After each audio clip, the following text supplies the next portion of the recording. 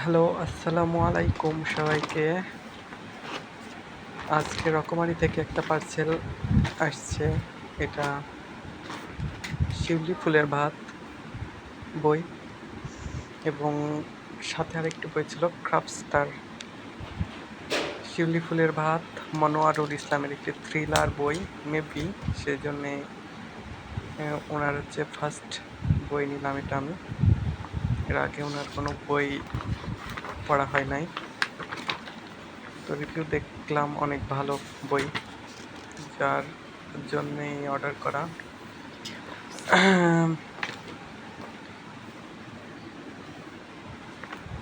বইটি প্রকাশিত হয়েছে অন্যধারা প্রকাশনী থেকে। বইটির দাম কত নিয়েছিল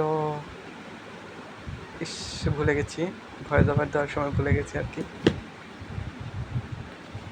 তো তারপরে বই ছিল খাপস্তার, আহমেদ ফারুক।